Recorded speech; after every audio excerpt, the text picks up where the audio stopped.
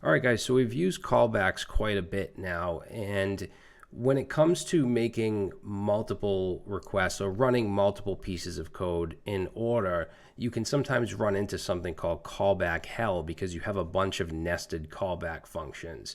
And that's one of the reasons why promises were created, and we're going to get into promises in the next video. But in this video, I want to create a situation where we have multiple nested callbacks.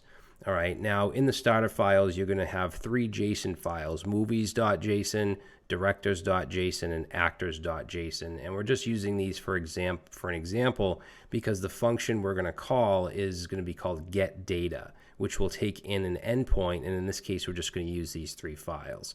All right, so let's go ahead and jump into our script.js and let's create a function, and we'll call this getData, and it's going to take in an endpoint, which in our case is just going to be the movie files or the JSON files. So let's create an XHR object. So same stuff we've done in the previous two videos. Say XML HTTP request, and then we want to XHR dot open, and it's going to be a get request to whatever endpoint is passed in. Okay, then we want to have our event handler for on ready state change, and then we want to check both the ready state and the status. So this dot ready state, if that is equal to 4, and if this dot status is equal to 200. Okay, and if that's true, then we want to just console log. We want the response text, but I'm going to run it through json.parse. So let's say this dot response text. All right, now where we want to send it, I actually want to make this random because I want to run this get data a few times, and because I want to get the movies, the directors, and the actors. And for each time, it's going to be completely random as far as the number of seconds. It'll be anywhere between 1 and 4 seconds. So let's do that with a set timeout. So we'll pass a function in here, and then in here we'll call our xhr.send. But as far as the number of milliseconds, we're going to make this, like I said, random. So let's say math.floor. So that will round down what we pass in here, which is going to be math.random. And remember, math.random returns a number between 0 and 1, so it'll be a decimal. And I want this to be a whole number anywhere between 1,000 and 4,000. So what I'm going to do is multiply by 3,000. What that does is gives me a number between 0 and 3,000. So outside of that first parenthesis, let's add 1,000 to that. That way it gives us from 1,000 to 4,000. Okay, so it'll be nothing below 1,000. Now what we'll do is call our getData, and I'll just pass in for now, let's say ./movies.json. If I save that, it's going to be anywhere between 1,000 and 4,000 seconds, and it will give me the data, which is the movies. Now let's say we want to also get the actors. So actors and the directors. Okay, now if I do this, there's no defined order. It's not going to necessarily give me the movies first and then the actors and then the directors, right? It's going to give me them at all different times.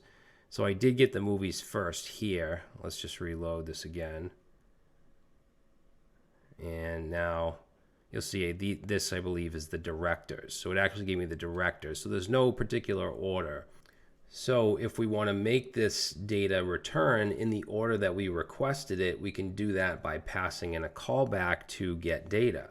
So let's come up here and let's say CB. So we have our callback, and then down here where we're just doing our console log, let's go ahead and change that to our callback, which will then take in the data. All right, so now what we can do is instead of calling these separately like this, we'll go ahead and do the first one, which will be movies, but then that, remember, that takes in a callback.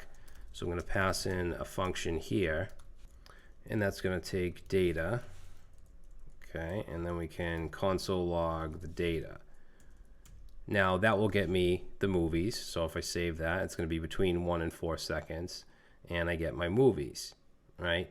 So we've created a function that takes in a callback. Now if I want to get my, let's say, actors next, then within this function I could then call get data, right? And that's going to take in an endpoint. So let's say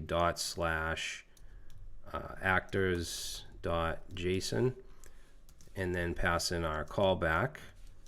Okay, and that's going to take in data, and then we'll do a console log of data.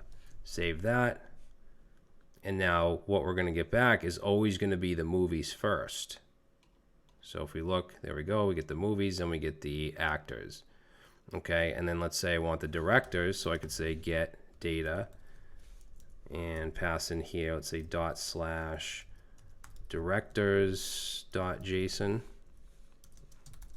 and then pass in, let's say, data, and then we'll do our console log here of data.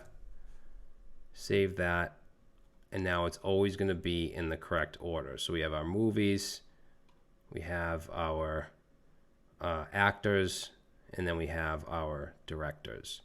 Okay, so when we refer to callback hell, it's just when you keep passing in callback within callback, and it always looks like this triangle shape. All right, so I mean, it might not matter if it's only 2 or 3, but if you have 5, 6, 10 callbacks within each other, it starts to get really messy.